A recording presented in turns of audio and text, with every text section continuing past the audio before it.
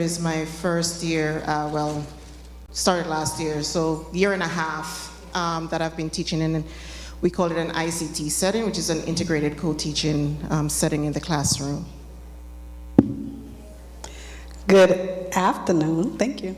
My name is Dr. Paula Stewart, and I am an occupational therapist for 27 years.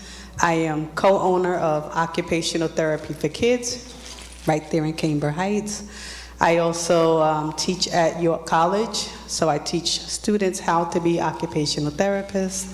And I wish my co-owner was here, Dr. Christine Grant, but she's not here. And I'm just happy to be here, so. Awesome. I do not have those acronyms after my name. I am a dad. And thank you. As a dad of 5 children, when my last 2 children became on the spectrum, I started to really go down this rabbit hole of understanding autism and what I can do to help my kids fight for their verbal needs, for their cognitive delays, and their communication. And throughout those years, I've helped my kids progress so much by connecting the dots in so many ways that I started an organization called I Am Dad, which is I Am Defeating Autism Daily, where I help other parents of children with autism develop the tools they need to fight for their kids' independence. Nice. Good evening. I'm Hilary Reyes. I am a special educator. I taught 21 years in Jamaica, teaching all type of persons with disability. I'm also currently a New York City public school teacher, 23 years, also as a special educator.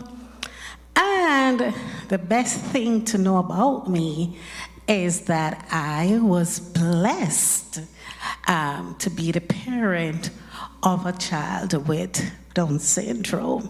So I have not just one of those educators that say, do this, do that.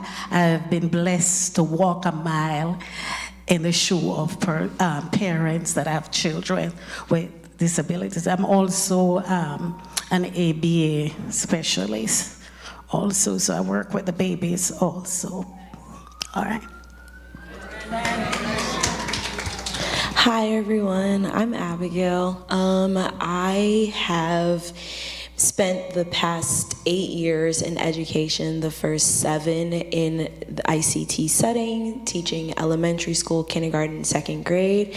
Most recently, this school year, I have been working as a reading specialist and the special services coordinator for my school, which basically means that I'm in charge of making sure that students with disabilities, students with IEPs, which stands for Individualized Educational Programs, making sure that they have the resources that they need, that they are getting everything that their IEP mandates, while also providing reading services for students who are struggling readers, whether it's because of a disability or not. Hi everyone, good evening, happy Sabbath. Some of you know me as Ramoy. My name is Ramoy Biggs Francis. I'm a special ed teacher.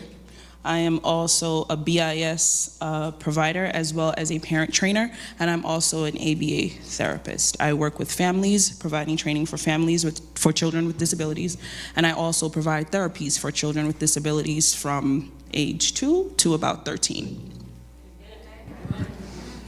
Hi everyone. I feel like everyone knows who I am already, but for those who don't, hi, my name is Onisha Robinson. The person who planned this program is my mother, so I clearly had no choice but to be here.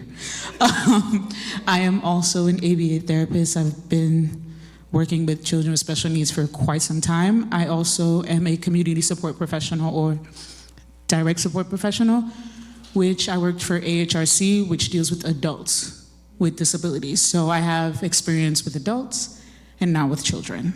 And I've been doing this for 2017 to now, quite some time. So thanks for having me. Amen. Let's give a round of applause to our panelists. All right, I'm going to start out with, is there anyone who would like to know what the abbreviations of the topics or the titles that they have? Who do you want to know the abbreviation? Okay, so I guess I can start. So Ramoy also didn't mention we're also RBTs. That's another acronym. It's Registered Behavior Technician. So that means we have been trained in order to offer your child whatever disability they may have, services, whether it's ADLs, which is Daily living skills. okay, so things that we take for granted, like you wake up in the morning, you wash your face, you brush your teeth, you take a shower. Putting your shoes on, putting your socks on, zipping up your jacket. We help your child do these things with, or how do I say this? We help them develop the skills to do these things as you do it on as a regular basis. We have to give them steps like, for instance, I'm gonna take a random name, Aiden. Aiden, good morning. Good morning, good job, you greeted me, great, because some children don't greet. Even some adults, they don't greet. You have to greet them first. And you have to tell them when someone says good morning, you say good morning back. It's not automatic for them. To zip a jacket, okay, first we have to put on the jacket. Aiden, do you know how to put on the jacket?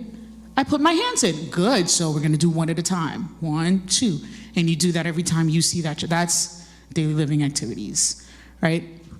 ABA is Applied Behavior Analysis, am I right? Mm-hmm. Okay, so essentially that's the training that we get to give your child or adult or whoever it may be those services that helps life be easier for them. Good. Anyone else? OT? Do you tell them what OT means? She just skipped over the ABA part.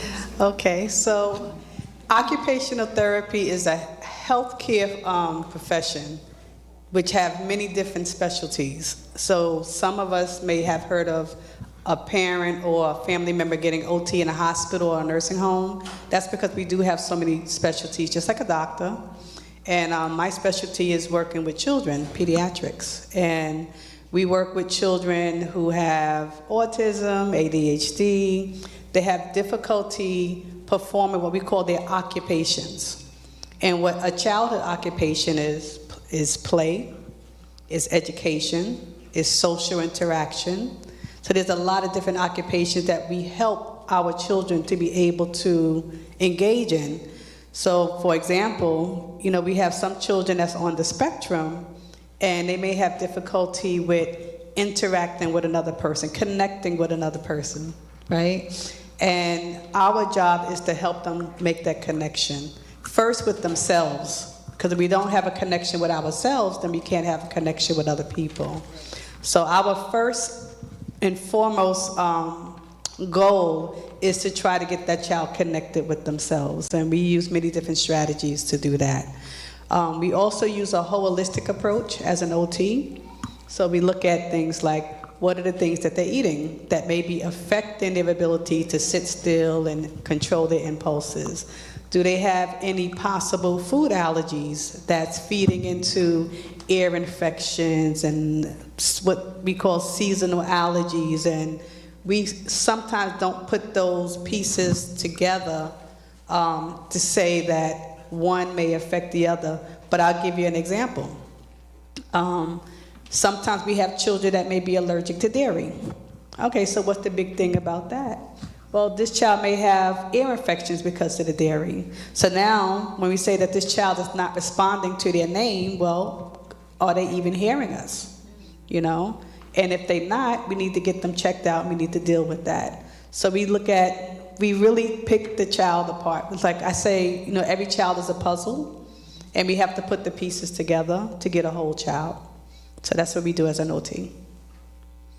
Thank you.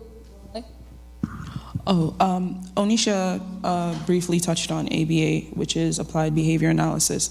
The ABA tech is the person who, how executes the plans, whether it is a learning plan, a behavioral plan, a social plan, an ADL's plan. We execute the plans that are created by a BCBA, which is a board certified behavior analyst. So we go around, we do things that touch on OT, we touch on PT, we touch on behaviorals, we touch on training parents. It is not an easy walk in the park to have a child that is neurodivergent or not typical. And a child that struggles daily, you can see that manifest in behavioral episodes, really intense behavioral episodes. We also teach a lot of self-regulatory skills, and we also teach parents how to monitor and how to actually assist as well in the behavioral management programs as well. What about sex? Somebody have the answer? There's an hand in the back. Can we get a mic? Mic is up. Hold on. Come in the back.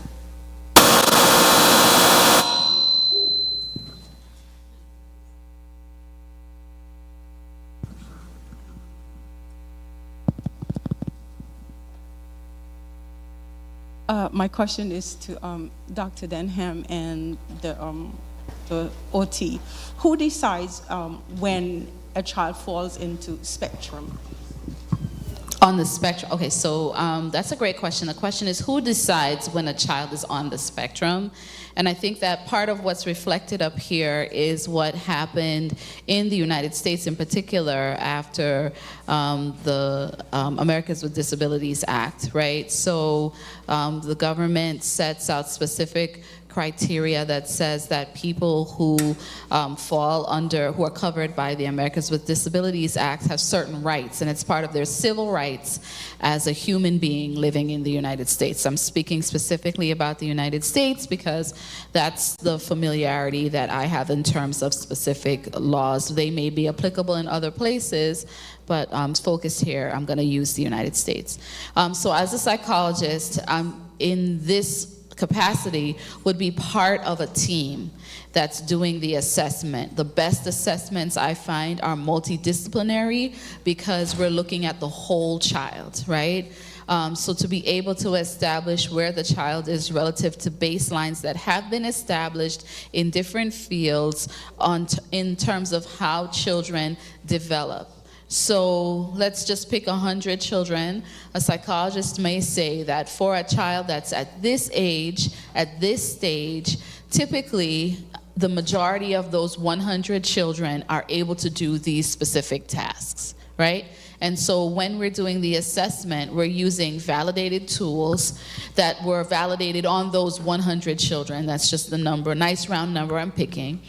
100 people, 100 children at that age and that stage, and we are comparing the child that is being assessed in front of us to those categories and how they show up relative to those established standards based on research. So a psychologist is going to be looking for all those comparisons and doing their assessments, and depending on the age of the child, the assessment is going to look different.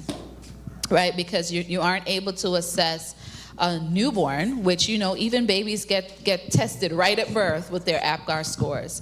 You aren't able to assess an infant the same way you would assess a 6-year-old, for example. So based on where research has shown that the majority of children tend to be on a certain skill level at age and stage, that's how a psychologist would be assessing a child to determine where they are. And psychologists are usually looking at neurological and cognitive function.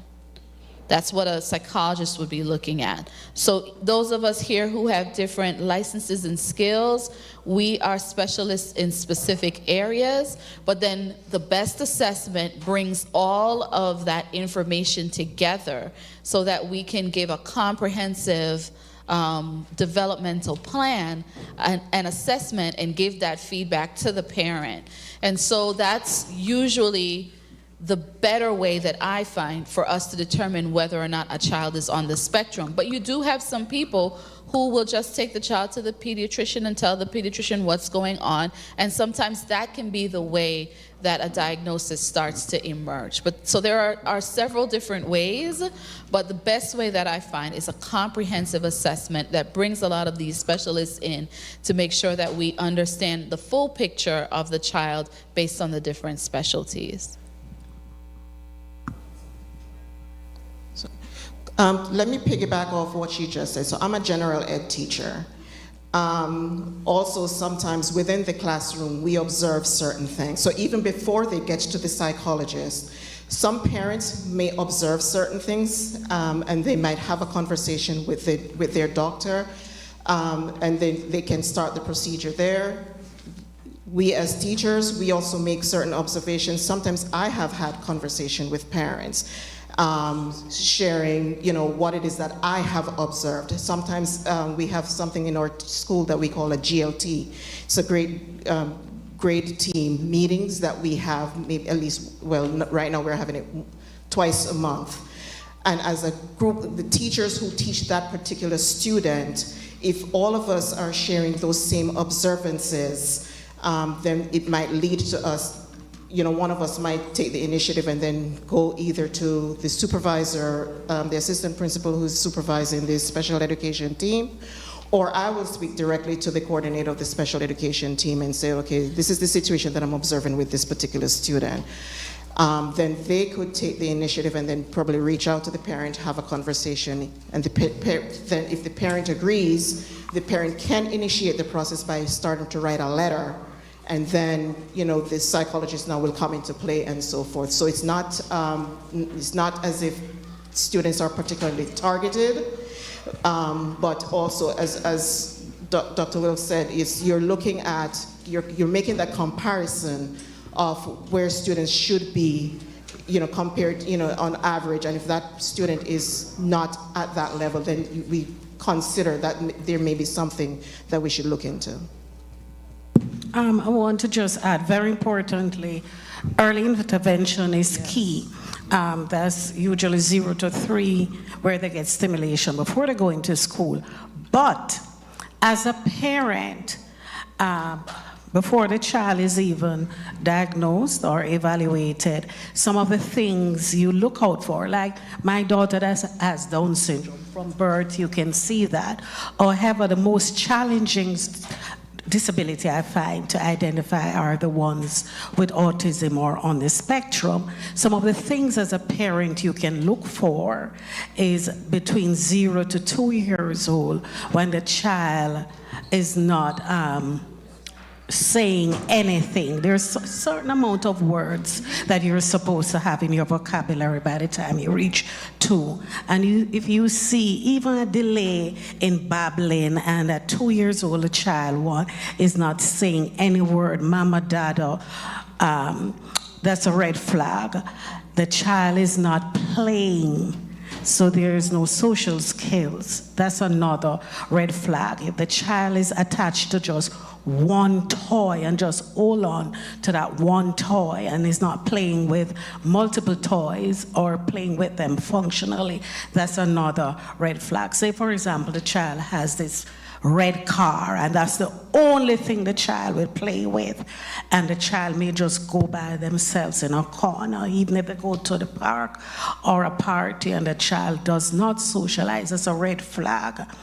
If you see ritualistic behavior, like, the spinning things or doing, they sometimes have problems sleeping, the sleeping habits, the eating habits. The texture is very important to them too, so they may just be attracted to one set of food, hard to feed. So these are red flags you can identify in your child, and the earlier you see these red flags, you try and seek help. You may speak to your pediatrician, and then you try and get that child evaluated so you, as early as possible, so you can get early intervention, which I can testify for you, because that early intervention will help to stimulate the child to make them on par with their non-disabled peers as much as possible. All right. I'll add on to her a little bit. One of the ways that you notice when you go to the pediatrician for your 3-month, your 6-month, your 9, 12, your wellness, your child wellness checkups, there's a survey that you get. I don't know, you've seen that survey where before you go in and see the doctor, you get a survey in the triage room and you have to circle and check off, is my child doing this, is my child doing that? Now, that means you have had to be paying attention to your child from early. You may not have had children before that, but you typically know what children tend to do. You know if they walk on their toes or not.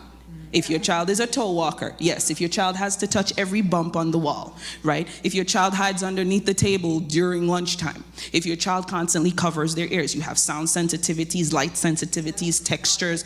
There is a child I know right now that's going through the beige phase. They will only eat foods that are beige colored. So the oatmeal, the apple juice has to be watered down, chicken nuggets, French fries. If it's out of that, and it cannot be fried, it has to be baked. And it has to have salt, right? If it is out of that category, the child will not consume anything. Now, as a parent or a caregiver or even a loved one at home, these are certain things that you can see also with the loss of language. So your child can start saying words and babbling and so on and so forth, and then it's just gone. You wake up one day and it feels like the lights are on and somebody's still asleep. Like the child is there, but you're just seeing a shell of the child. They're not social anymore, even if they were social. Before they turn to a year old, you can have cases where your child is displaying severe anxiety. Right? So echolalic behavior as well. Echolalic behavior is exactly, that's a language component where your child hears a sentence. Hi, Donna, how are you? Donna goes, Hi, Donna, how are you? and then says, I'm fine. How are you? They repeat it constantly. Yeah. So those are the things that you can actually pick up on. Yeah. Those are things you can pick up on before they get to 2 years old. And you are also being made very well aware when you're getting those wellness child surveys. Because when you look at what your child can and cannot do based on what the age range says that they're supposed to do, it turns on a light in your head to say, hey, let's talk to Doc about this and see what she recommends. Right? And the more knowledgeable you make yourself, the better you are able to help your children. And also, there's a flip side to that with some of us as parents. We do not want to believe that that's happening to my child. So we give excuses and we put a blind eye to it and said, no, my child is fine. My mom said I was a late talker. Yes. And that for me has been the biggest challenge in the church. So yes. I'm gonna be real, because it's a lot of nice talking, but family. That for me has been the biggest challenge in the church, has been that parents have that reluctance to they don't want their children evaluated because they don't want their children labeled, and that there's a lot of stigma in the church around having children assessed, having children diagnosed. But first of all, a problem shared is a problem lessened, and second of all, there are tremendous resources that are out there that your child has a right to, and that the earlier they get on board is the better that it can be in terms of knowing baselines and being able to measure to be able to set goals and measure success. So a lot of times children are in church school getting no services. And, we love the Lord, but the Lord has also provided resources for us that we need to take advantage of, that, you're paying your taxes, they belong to your child. It's your child's right to have these services. And a lot of times our children are going grade after grade where they are not being serviced as they should be, because we don't want our children labeled. And I think that we have to remember that yes, you are the parent, but it's happening to your child. And they're the ones who have to live in a world that's not really designed for them without the proper structure, resources, and services that they need. And so I think it's just so important, and I implore God's people, please pray and get the evaluation, right? That do everything that works so that our children have the resources that they need in order to, have the kind of lives that they can have when they have the supports in place. Okay, so I'm going to jump in there. So you guys pretty much said everything that I was thinking. And, I see children at different levels. And I see parents at different levels. And what I can tell you as a private practitioner, as an OT, we get parents all the time that come in and they want me to evaluate their children because they don't want to go through the school system. They don't want their children labeled. And what I tell the parent, your child is already labeled, right? The school system is already saying your child is impulsive, they can't focus, they can't do the work. So if you don't get your child properly evaluated, then they can't get the services that they really do need. And I think there's a stigma that if your child has a diagnosis, that diagnosis is going to follow them throughout the whole school system. But let me tell you this, that just may be the case. However, I also teach in college. I also have college students that have special needs and they are going through college and they're getting the support that they need because earlier on we found out what their needs are. So it's important to get your child evaluated. Listen, I can evaluate your child all day long, but I'm just an OT. I'm part of a bigger team. So your child may need just more than just OT. They may need the speech. They may need the counseling. They may need tutoring. They may need a team. We have to be able to put the right team in place for that particular child. And every team is going to be different because every child is an individual. In addition to that, parents also need to be open-minded and be knowledgeable as well, so that they too know how to advocate for their children. I'll give you an example. Just this week, I'm in a classroom and I saw someone waving through the glass window, and I'm like, who on earth is that? Because I didn't want to let any student in at that time. And I'm looking, the person is pointing, and there's a blackboard, the person is pointing at you. I'm like, well, who is that? Finally, it registered. First-year teacher. This is one of my students, special education. He's going to be graduating from Lehman College with a degree, bachelor's degree in exercise science. Amen, amen. Amen. That's good. So I say that to say that, as everyone has been stating here, early intervention is important, but also the parent knowing how to advocate for your child is also extremely important, so that then you will know how to speak with the child. Because believe you me, being in the classroom, and I'm sure the special education teachers can testify to this, some of our children can be very, very mean. Yes. And based on what is said at home, yes, they also come and they label. A few weeks ago, I'm tutoring, and these kids are supposed to be friends, and one just came out and he said, also found out that the student had an IEP and said, oh, so you're dumb? And I was like, what? You have got to be kidding me. I said, excuse me? You probably dumber than him. And so she looked at me and I said, no, you don't label. I said, he's supposed to be your friend. That's not an appropriate statement to make. And because a student has an IEP doesn't mean that they can function normally. It's, as everyone has stated, it's given so that they can have the same level playing field as the student who does not have a disability or an IEP. Okay. And they can function as normally as they can, provided the right supports, the right systems are put in place. Okay, Abby, you go first, and then Sister Green have a question. And also, Brother Messiton's been trying to say something for a little while. I just want to... I'm so Okay, sorry. being the only guy up here, I kind of felt away. No, I'm playing. I'm sorry. I know, right? We got this, parents. So, one thing that wasn't mentioned was I noticed my son regressing.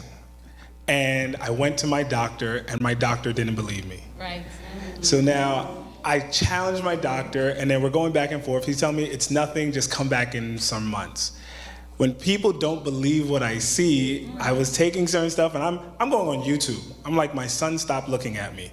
My son stopped talking. My son stopped eating these foods. And I'm seeing other people on YouTube from all over the world telling me that this is autism. This might have been because of this, because of this. Everybody has their reasons. But I'm going back to the doctor, and he's challenging me, saying it's nothing.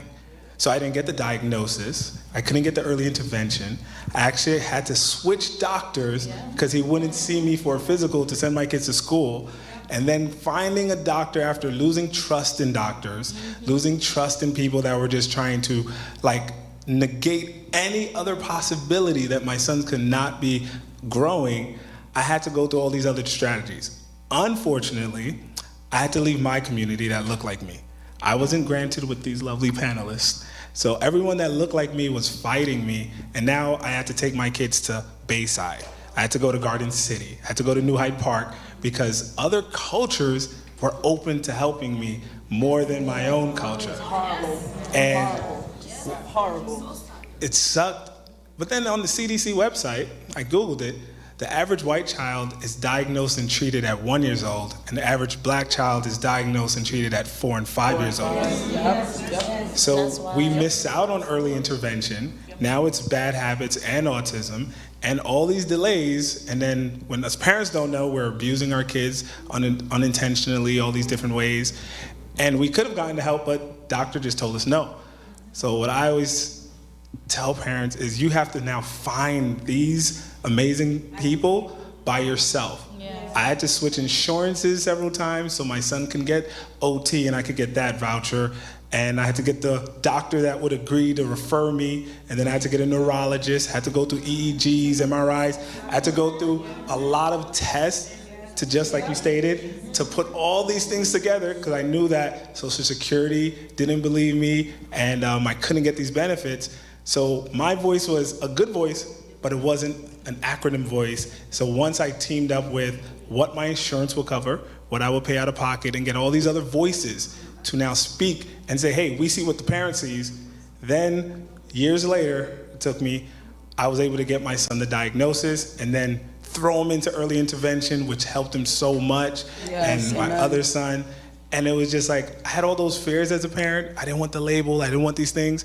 But I wanted my son to be my son, and I was willing to do what it took. But when a doctor I have 5 children, he's seen all my kids. So you're my friend. You know me by first name basis, and now while you're telling me that I'm wrong and you're challenging me instead of trying to understand me, like I took that personal, like I turned into like this, I was fighting him. And then even principals and teachers, nothing, your son will never speak, he'll never be able to read, he'll never do this. And now it's like, I'm sending them messages like, look who's reading, look who's talking. Like, you know, so it's one of those things that I just feel like parents, you have to just put on a different mindset, a different hat, and don't accept like whoever doesn't see what you see for that 1 hour appointment, and you're dealing with this kid for 24 hours, 7 days a week, and you find somebody who sees what you see. Maybe just on this panel, you maybe find some of these wonderful people. Go ahead. It's so awesome when I come across parents who are taking note of the things that they see, so that when I, as a special services coordinator, come to a parent and say, well, this is what the teacher observed, or this is what I observed in intervention or RTI, this is what I'm seeing, have you noticed similar concerns?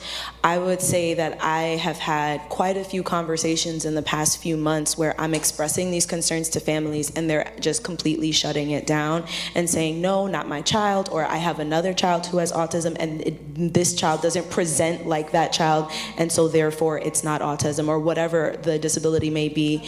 And one thing that I'll say, speaking to the stigma, I get it. I went to a public middle school very close to here, and I remember being in 615, 715, 815, but there was a 698, a 798, and an 898, and that was the SPED class, and they were treated differently. And I understand that many of us came up in a time where people with disabilities were truly othered. Dr. Dunham-Wilkes spoke to this morning, where people with disabilities were often ostracized, institutionalized, put away. And so, yes, the stigma has existed for a very long time, but so many of the laws, so many of the people that you see here are working to change that. And truly, when you go through the process of ensuring that your child has the services that they need, if that means that that a classification, I try not to say a label, if that means that a classification has to be identified so that they can get those services, isn't it great that they're getting those services? Like, isn't it worth it to make sure that they're getting what they need in order to be their best self, their best learner self, their best social self, and just develop as a whole being? And so I truly understand the basis and the history of that, but a few of us have spoken to our background as ICT teachers, and that seeks to change what we saw with the 698, 798 classes. Like, if a child can thrive in what we call the least restrictive environment, then that's where they should be, and that's what an ICT classroom provides. The children in my classrooms over the years, they don't know who has an IEP and who doesn't. I taught kindergarten and second grade. Sometimes the kids themselves do not know that they have an IEP.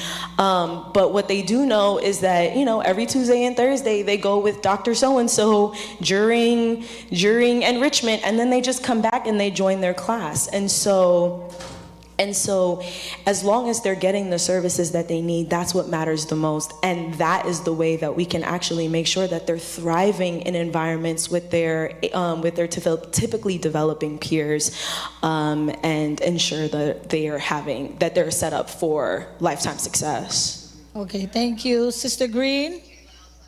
My question is, where would we put children who have dyslexia and ADD? Say that again? Where do we put them? Yes. So Learning according to disabled. the Americans with Disabilities Act, if you go and you look at all the classifications that fall under that ADA Act, there are a whole lot. It's a long list. So you do think of it kind of like as a number line. So whatever, the child is entitled to whatever resource that they need in order to have that level playing field as far as is possible based on their level of development or their level of need. So I'm neurodivergent myself, and mine was not diagnosed until much later in life. But what I would have needed I found other ways to cope, to figure it out, because of the quote-unquote protective factors that I have. But had I been assessed when I should have been, when it would have been most helpful for me, then I probably would have gotten additional time on tests, had the opportunity to take breaks, had the opportunity to have things, to have someone to assist me, or assistive devices. So, I am amazed that I was able to accomplish what I've accomplished in my life now, looking back, but it's very stressful to have to cope without those resources.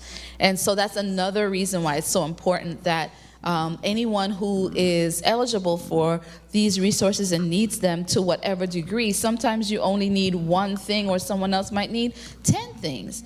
Right? So it's a number line, because if you've met one person with autism, you've met one person with autism, because it doesn't express the same way for everyone. The same with ADHD, the same with someone who may have a nonverbal learning disability or may have other learning disabilities, and learning disabilities also have several subcategories. So the Americans with Disabilities Act covers a lot. And there are a lot of resources that are available to persons who've been assessed to need additional supports in order to function like their same age peers, for example. I did want to say one other thing about the importance of assessment when children are below the age of 18.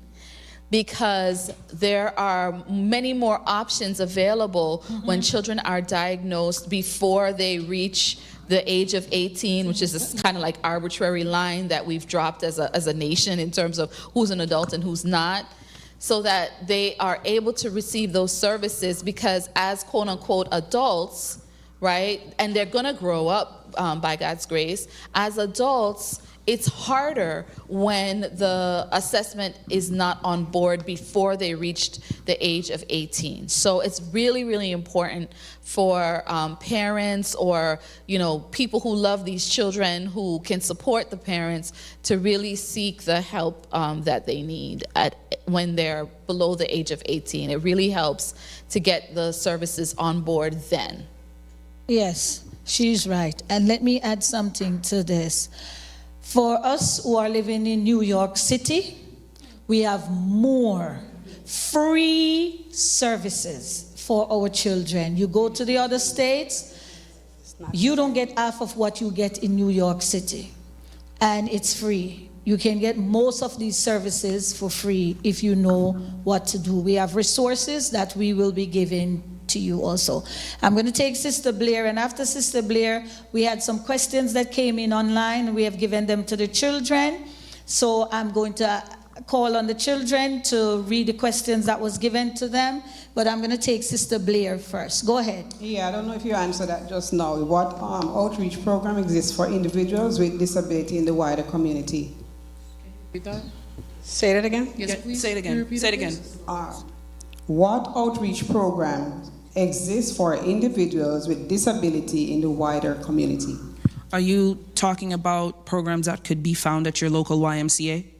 Well, okay, so what I do know is that there are special programs for your children that could be funded or could be a fee for service. You have special swimming programs, soccer programs, work programs.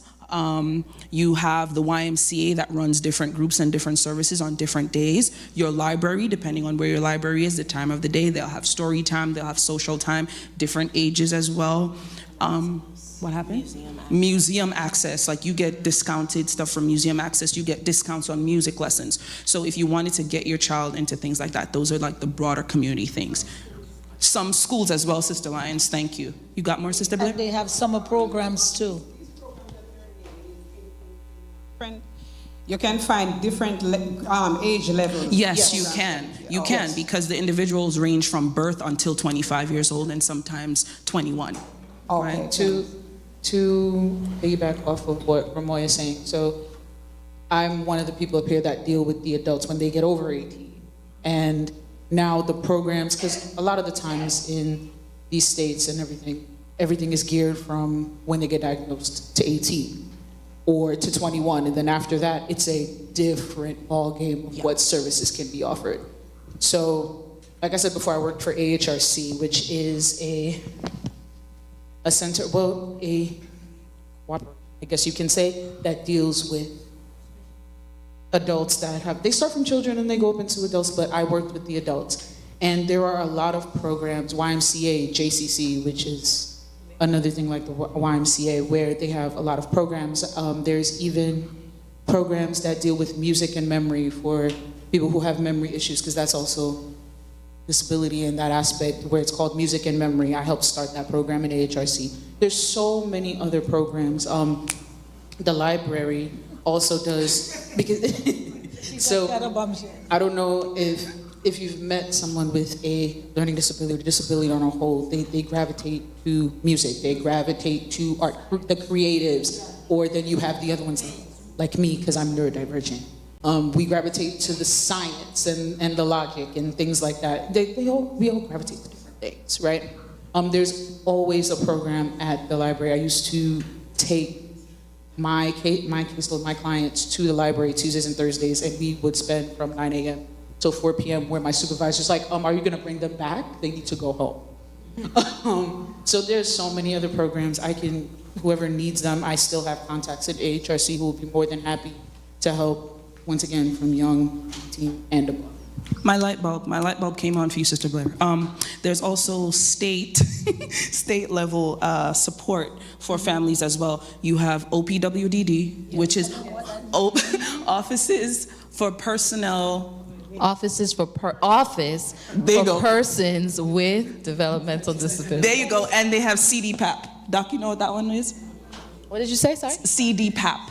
CDPAP is the I'm not program familiar that with helps them. CDPAP. Okay, so It's an alphabet soup. It's an alphabet. It really is acronyms. I'm going to go to the People's Google to tell you exactly what that means. CDPAP helps your children from the age of 17 to 18 upwards with their social, their living skills, so on and so forth, and it's funded. OPWDD starts to provide services for your child in terms of financial stipends to help them engage in activities outside of the home as well. There are also a number of universities that have programs for students with disabilities so that they can enroll in the school and have the school experience, but they're also having life skill classes in addition to classes that meet their interests and, you know, academic classes to the extent of their ability. So not every college, but there are quite a few in New York. I know that the CUNYs do offer that for sure, and there are schools nationwide as well. Ms. Paula? Yes, let me just jump in real quick. So I wanted everyone to know that if your child is getting services in the school system, whether it's OT, PT, speech counseling, you have to make sure that they actually getting seen for those services. Yes. There's a huge shortage of OTs and speech, and that's one of the reasons, you know, OT for Kids even came about. So you do have the right as a parent to, number one, find out who's my therapist, my child's therapist, what is their name, and I would like to speak to them. That's usually how you may find out if they're actually getting seen or not. Mm-hmm. And if they are not getting seen, the parent has the right to get what they call an RSA. And RSA stands for Related Service Authorization Form. And you can take that form and you can get services outside of the school system. And what I can tell you is that I think I've seen like the most success at OT for Kids because the parents bring their kids to us. The parents are invested. The parents are our partners, and the children really do well. And that's not to say children don't do well in the school system, but a lot of times as a professional, you don't always have that consistent contact that you have with the parents. So when the parents bring their kids to me, I'm able to talk to that parent every single visit. Yes. It is so much more carryover that way, and the parents have a better understanding of what's going on with their children. But with that being said, if you are a parent and your child is getting services in the school, you have to keep the communication lines open. Yes. And a lot of times you, the parent, have to be the initiator. Mm-hmm. As your child gets older, like in early intervention, you get a lot of support. You get the service coordinator. You know, they make sure that all your services are being coordinated for your child. But after they age out, which is at 3 years old or sometimes 3.5, those support systems diminish. And the parents really have to be the advocate for their child. Right? Yeah. Okay. Sorry, could I also add two of the services that are provided in the school system? Because I teach secondary school. We offer currently we have co-op tech. So I have some students who are enrolled, because I also do the programming in my school. So I have to program them in the morning to get their core subjects, and then in the afternoon they leave to go and get a trade. Another one that we also make available to them is something called Access VR, especially for those who are close to graduating in 12th grade.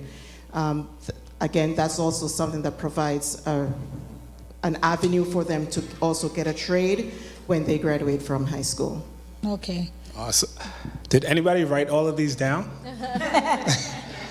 This was the most confusing part when I started to do my research. That New York is a great city, we have all these resources. I just did not know how to navigate this system. And autism is a spectrum. It's a pool of so many different things. So now I had to target what my kids needed. Yes. So it was like, okay, autism and all these things, that's great. I'm looking for a symptom that relates to my son. Once I find that symptom, I connect the dot. Who can help me get his voice back? Who can help me do this? I didn't need physical therapy. He wasn't messing up his physical needs. So I was like, I took the services in school because it's free, but I don't need that. I needed more occupational. And then the RSA came. We don't have enough occupational therapists, But you live in Queens Village, you could go to Brooklyn. You could go somewhere that's very inconvenient at the time and this place. So it wasn't like I could go up the block. It was very inconvenient for me to get the service I needed that the school was supposed to provide. And they said, sorry, it was a breach of the contract with IEP. Some people take different actions against it. However, you're also a parent. Are you working full time? Are you like retired? Do you still have like your own life to live? Are you raising other kids? So I always had to find out, what can I do for my children without taking away and neglecting my other children while still working a full-time job and keeping the lights on. So you need to do your research, take a day off, and start calling all of these places. Start joining communities outside of these places where other parents are like successfully getting results, and see which parents can kind of help you. Because I got a lot of help from parents in Facebook groups, in Instagram groups, and just like finding these communities. And then I started with my own. But it was just like, I wanted to just do something that I can help people directly point to these panelists up here. Because when we go online, we get confused, depressed, and we're like, man, I'll come back. You start the process for OPWDD, and you're like, you want what? For how long? 6 months later, I get a phone call, and then what is the front door? And then it's like, oh, that's where you get after. You're like, oh my gosh, I thought I was done. And it's never ending. And then don't try to get Social Security because you need it, because they're gonna cancel you first time just cause. And then I call them like, I thought I sent everything. They're like, oh yeah, sorry, but do you're it again. missing this one signature on page 32 in the top right hand Yeah, corner. you're like, there it goes You didn't sign again. it, so we can't help. They're like, so just reconsider it, go down the map of, we're gonna reject it, then go back and get it, and then we're monitoring you. So if you make $1 more one month, guess what's getting cut? Literally $1. And you're like, bruh, like it was $1, just take it from what you're giving me. That makes sense, but Young it doesn't people, make sense. Don't leave. It's time for your question. Don't leave. So it's a fight. You want to make sure you got your prayer life in order, you got your mindset right, because you're going to be fighting, and the more you fight, the more results you'll get. The more people you can get to fight with you would help, because I had to become a different parent for my sons than I was for my other children, and because of that, they were able to get the results they needed, while I still had to keep my marriage intact and bills paid. So it's kind of hard. But just like you heard up here, it's not easy, but it's worth it. Yes, is it the is. result that I've been hearing. It's totally worth it. 2 things, 5 seconds. First, I said it before, didn't say it in the mic, you have to be a pit bull for your child or children. You have to be. Yeah. Just like Brother Mezitin was saying. Second, he also said that his son didn't need the PT at that time. I'm telling you now, whatever keep those services. Because when you lose them, you cannot get them back. Very hard. It's almost impossible to get them back. All right. That's all. Could we get a mic to the young people? Anna, do you want to ask your question? One thing. Okay. One thing. And I just want to say, I'm sorry, man. Oh, she's so pretty. I'm listening to this parent right here, and he's one of so many parents that I've worked with for so many years. I have to say this one thing: parents cannot forget about their own self-care. Yeah. Because if you can't, and it's a lot, it's so stressful. I mean, I'm not living their life, but I'm hearing the stories. And the thing is, if you can't take care of you, it's going to be hard for you to take care of your children and your family, your wife, and everything else. So we have to also set up support systems, better support systems for the parents, so that they can go on vacation, so they can just leave the kids for a night and go to dinner. Whatever it is that makes them happy and to get them have some satisfaction is so important. Anna, your question? I'm coming to you, brother. How can society ensure individuals with disabilities have equal access to employment opportunities? Who wants to answer that? Well, the first thing is it's the law. So I think that that's one of the things that helps to at least set a standard and expectation, so that maybe people in here might be familiar with religious accommodations. If you go to your employer and let them know you're Seventh-day Adventist and you need to have your Sabbaths off, many people here might be familiar with religious accommodations, which is your employer works with you to give you a schedule that allows you your Sabbath off, but you have the right to do that. The same thing with individuals living with disabilities who you have to be obviously able to perform the task that is part of the job. And then if you're able to perform the task with accommodations, the EEO, the Equal Employment Opportunity Office, is there to help to support the navigation of that with your employer to make sure that you have what you need and the employer understands their obligation under the law to provide those accommodations. It can be a fight. However, this is a fight that's being done based on the backs of those who have fought it already. And so the law is on your side in the first instance, so that sets the standards for what the employer should be adhering to in making reasonable accommodations for you to have the employment that you are qualified for. Mommy, I'm so happy. I'm not educated anymore. I got college. I have a job. I'll be nursing home.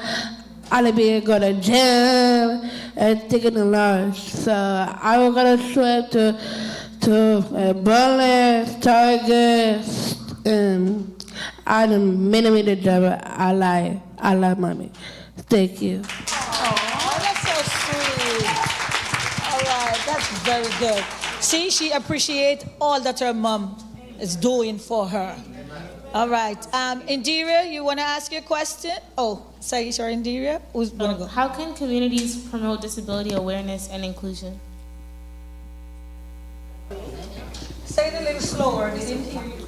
How can communities promote disability awareness and inclusion? Okay, I think one thing hold on. So I started an organization, I Am Dad, and it was just my fight for my kids. When I started sharing my story, all of a sudden people started saying, hey, that's happening to me, can you help me, what helped you? And I started just sharing solutions and strategies, and it turned into something more. That got me into I'm in the public school system, my son's in District 28, I live in District 29, and the running went up for the Community Education Council, and I ran and I got elected, so I'm sitting on the D75 seat for the, thank you. That made my voice get heard at a different platform. So now I'm advocating for all the students that are in the system, and I connect with the other districts because that seat isn't usually filled, and I make a lot of noise at my seat. And being at that seat, I realized that parents want to speak up, but they don't have time, they don't know how, they don't know who to talk to. If your son's in school, you have a CEC in your district. If they're not doing their job, you have a superintendent. You do have somebody that will answer down the line. Don't give up at the teacher. Don't give up at your principal. You got to just go above them and then go above them until you get to the mayor. But somebody will stop you by the time you get to the mayor. And once you start, you're going to find there's other parents that need the help too. Yes. I started just going to schools. They say, hey, who wants to come for career day? I'll come. And now at John Adams High School, that's the one on Rockaway Boulevard, I started a campaign with the students. They have 2,400 students. We're doing a campaign to stop ableism. So I've been doing workshops with them to help the students understand what ableism is. First, has anybody ever heard of the word ableism? All right. Ableism is a discrimination against people with special needs as being less than. So I found out that a lot of people did not know what it was. In high school, in school in general, you're 4 times more likely to be bullied. Bullying is a problem, special needs 4 times more. Suicide rates go up for people with special needs because they mask themselves, they live in this quiet desperation, and then they don't feel like they belong anywhere. And then they're killing themselves sometimes just because they're like, I don't fit in. But then I looked at it like, no one knows about it enough. So students are in school bullying what they just don't know and they're not aware of. I started this ableism campaign at this school, John Adams. We're having a pep rally May 9th. And the impact that it made, how many students started coming up with, my brother has autism, my cousin. They never told anyone. And now they felt like I can share my story and tell people how I felt, how it is. And I started defining all the different ways that it impacts schools and policies and work. And now the students came up with their own Instagram page, Fighting Ableism for John Adams High School. You follow them, you see it. They started their own awareness, flyers around the school. They're wearing colors on particular days to stand up for their students with special needs. This is just one school. My goal is to duplicate that, but it's us finding that more of us don't know about it. If I wasn't a parent of children with autism, I would not have known as much about autism. And now that I know, I'm just trying to now use whatever platform I am on to help others know. So for the CEC, for the District 28, I stand up for them, and now I've also been partnered with the Mayor's Office through the Office of Hate Crimes, the PATH organization, Partners Against the Hate, because I get to stand up for people fighting ableism through the city side. So I get a little bit of support and backing to now stand up and do workshops around the city, just bringing awareness to what ableism is and why people are just discriminating against people that they don't understand. But it's not on purpose. I want to say that you're not discriminating against people with special needs on purpose. It's just never been taught to you in a certain way, and you haven't had those conversations with people affected by it. And if we have these conversations more on these platforms more, we can now help the next generation and this generation for our kids, because they need us who are not on the spectrum and those who are high functioning on the spectrum to advocate for those who can't fight for themselves. Okay, let me stop here for a minute. Parents, I don't mean to put you on the spot, but if your children are outside, I think they need to be in here for this. Because in school, they have children in their class that is with some form of disability, and they need to be in here. I'm not putting anyone on the spot, I'm just saying if your child or children is outside, bring them in. Okay, brother, go ahead. Yes, thank you very much. You just touched on my point a little bit. What I was saying, I deal with people I deal with people every day who have been stigmatized every single day, and now I'm hearing stigma, stigma, stigma. And I was trying to find out what are we doing to stop the stigma. How are we educating the ableism? Very good, and that's at one school. That should be at every school, because that's the way to educate the people on stigma, not to stigmatize somebody else, not to go for somebody else going through this, not because you're going through, you are whole, because everybody are whole. How do we stop the stigma? How do we educate the general public or our nation or New York from stigmatizing other people who have autism or who are disabled? I think we're doing it right now, brother. Yes. Just by us in a different kind of way. We're having a town hall meeting, but as family, because we're church brother and sister, right? So if we can start educating ourselves from here, learning from our own, and being open enough to understand that, hey, prayer without work is dead. Faith without work is dead. Doing the work is learning the information and putting yourself out there to be a lighthouse to whomever might need the support. I think we've started it here, and I don't think this is going to be the last summit that we have. I think we'll definitely be going out to other churches and visiting other conferences to bring awareness, because it's not just, in my humble opinion, it's not just people in the community. We're starting at home. If we can reach our children and our individuals in our church network, it becomes easier now to then step out. Once we become comfortable with understanding and educating ourselves, we will have no problem stepping out and reaching other people. And I think from the members on the panel here that are already in the community doing this, by teaching everybody else what's going on, now we have more feet out there and now more mouths to share, how we get, a community kind of advocacy service for these people. If I could, so sorry. Go ahead. I was just going to touch on the topic of the church. What are we doing with children who are autistic and have disability? Because sometimes we treat those children so bad. Absolutely. They're so rude. Put them in the corner, shout at them, and just stuff them in some place. So we need to have something from the conference level or even the general conference level to address these situations, because many of us as parents have children who are autistic and have disability. So the Adventist Church has, I don't know how many people have heard of it, maybe to your point, maybe people haven't, but have people heard of the Possibilities Ministry? So that's at the general conference level. It's called the Adventist Possibilities Ministry. And to your point, my dear sister, that is the conference-wide ministry that's dedicated to persons with disabilities, persons on the spectrum. They also cover mental health and also people who are grieving the loss of loved ones. I'm from Jamaica, and there is one of our friends is a pastor, and he's the pastor for the Possibilities Ministry. And they started a church in Kingston. And the church is specifically for persons with disabilities to be able to design and have worship services and worship events that are designed for persons with disabilities and also designed to evangelize the island for other persons with disabilities as well. And I thought that that's so good because, lived experience makes it even more well-designed, right? You ever heard the expression, nothing about me without me, right? So a lot of times we are doing things for people that when we try to deliver it for them, it's not going to work because we didn't build it with them.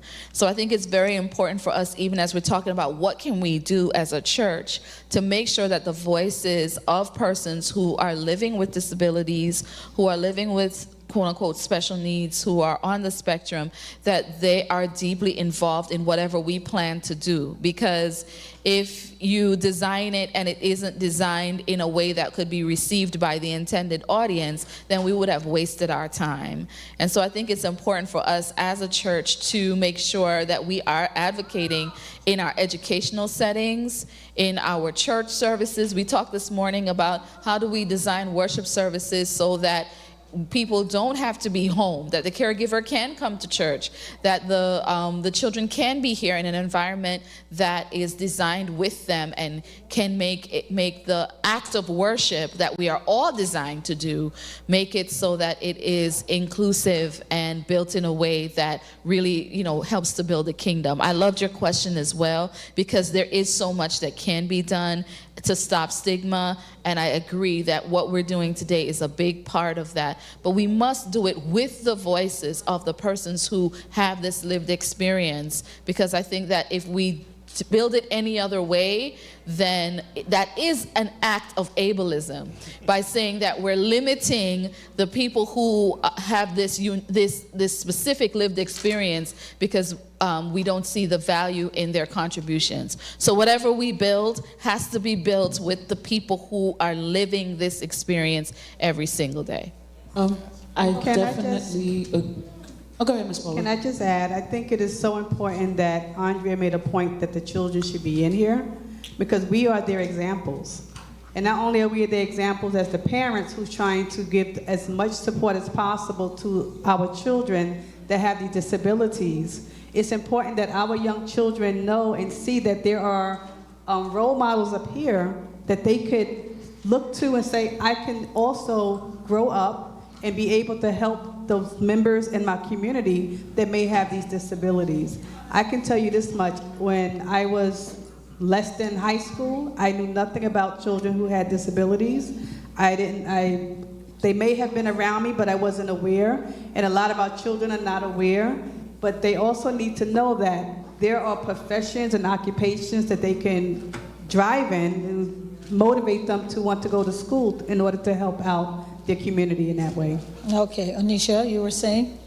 I definitely agree with Dr. Denham-Wilkes. Like, you have to, in order to service a group of people, you have to get their input on what you're going to service them on. That is a great point. I'm also glad to know there's actually a program out there with the General Conference. I have not heard of it. And to address the question that Sister Green had, thank you. Yes, it is amazing that the General Conference has a program out there, but we also need to start in our own churches. Educating ourselves here, bringing it to other churches. I also sang at Community Worship Center, actually bringing it there too, because I do see children there that do have disabilities and they are not treated with respect.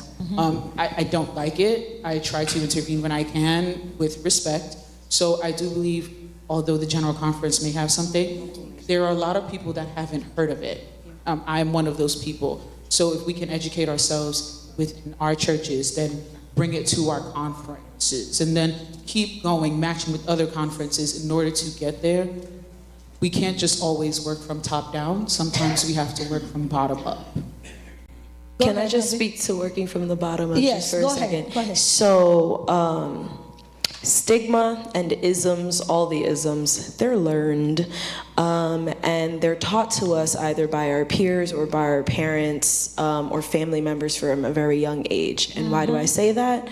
We need to start with the kids. So the children's story today, that was a lovely example of something that you can show to children to demonstrate that yes, there are people who are developing differently than you or have different needs than you, and that's okay.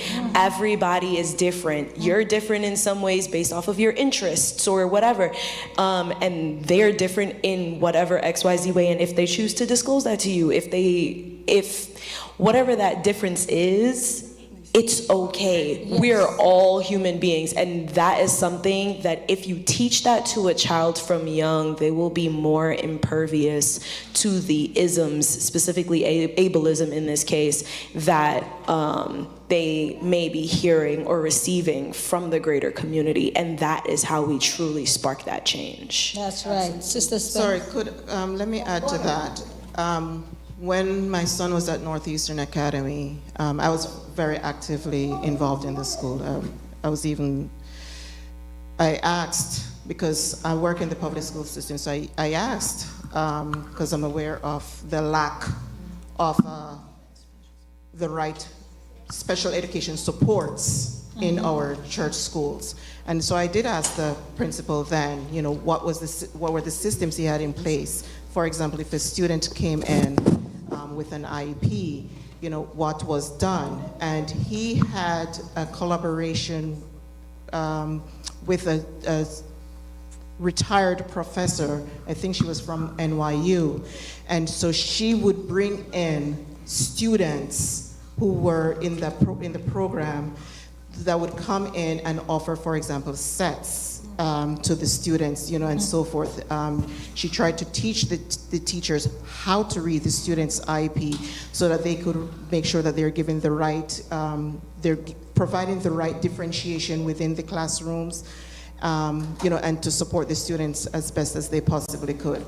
Can we do much more? Yes, we can. That was Northeastern Academy when it was Northeastern Academy. Where that is now, I don't know, but I agree with everyone that there still is a lot of work that can be done within the church. Informing ourselves of this will also help us with how we will deal with the children in our schools, because we have lost students from our schools because the support system wasn't there. So then they had to go to the public school system where they could get the needed support. Okay, I could answer on the topic that they are speaking. I'm coming to you. I could answer something about the private school, okay? The private school, our Adventist school. They do not provide enough service in the school, in our Adventist school, for our children. But the city will come into the school and give the children the services. But the conference have to give permission to the city to come into the private school to give the services to our children. Okay. And we had, I had to go to the conference because I wanted my son to get his services. Miss Paula know that. Miss Paula, let me say this. Miss Paula, I've been working with Joel from Joel was 4 years old. And he's now 15. So you know, she is one of Joel's mom. When he misbehaves, I say, I'm calling Miss Paula. No. But anyway, that's Miss Paula. Okay, but you have to get, let me tell you how it works right now. To get the services for your children, you can. But the therapists will be coming from the city. Our conference does not provide enough therapists for us to use. But there's a letter that have to leave from the conference to the district office so you can give them permission to come into the private school to give the services to the children. I take Joel to OT with Miss Paula. But for his speech and his sets, he gets it in school. Your children can get the services in the school, but you have to be a mother hen. Like I said, pit bull for your child. For your baby. All right, like a pit bull for your child. You have to push. Develop a relationship with your district. District 28, I have one that works with me. I won't call his name. He is a sweetheart. I walked in, I show everybody their respect. I don't go with the attitude like, my child needs services. I go in, I say, good morning, how are you? I am here for so-and-so and so-and-so and so. Can you help me or can you direct me to the right place? Every time I walk into District 28, the security greet me, hi, Miss Robinson, go up to the second floor and give them whatever you want to give them. So I develop a relationship with them. And just like Miss Paula said, I make sure that I have that relationship with her.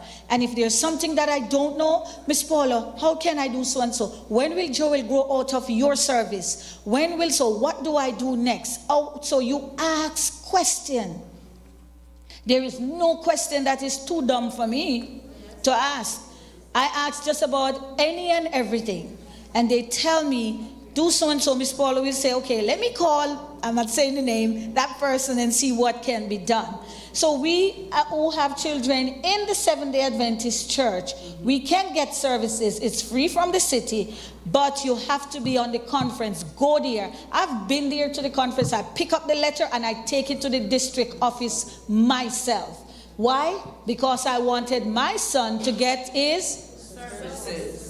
And I am not stopping. I am pushing until the day I die, until the day he gets married. Well, he said it. You ain't marrying my baby off. Don't do that. Who was next? Sister Spence, and then I'll take you. There's another hand back there. No, it was Sister Thorpe. Wait, she was first, and she was first. He's all right. I'm coming. Okay, good evening to all the panelists. I hear you talking about the children that are under 18 and with their problems, right? But what kind of help is available for a young person who is over the age of 18? And when he was in school, I realized there were problems. I went into the school several times. But as Brother Mezzatine said, when you do not know the system and you do not know how to navigate certain things, then you're left behind, right? Now, what kind of help is there for a young man, the age of 24, There's okay. Go ahead. Who needs I don't even know what to term. We can talk about that way more after this conversation. Details. I don't want any personal information to get out there, but as a general sense, there's help in many different ways. It all depends on what help you are looking for. What are you looking for? And then we can then define what he qualifies for. We're more than happy to talk about that in detail with you. See us in the back. Yes, I'm glad you touched on the over 18. I must say, before I forget, or before we get out of here, it's very important for us between 18 and 21 for those who have child with a disability to apply for guardianship. Because once they reach 18 and certainly over 21, just in case there's a medical problem, like if they have to do surgery, you cannot make that decision for them because they're over the legal age. So you've got to apply for guardianship. Another very important one, why guardianship is so important too, because of our persons with autism may have behavioral problems. Some of them may get in problems and they will lock them up. So if you are the guardian, you can go in and say, hey, look, I'm responsible for this child or this person, and have them released. So that's something you need to look into also.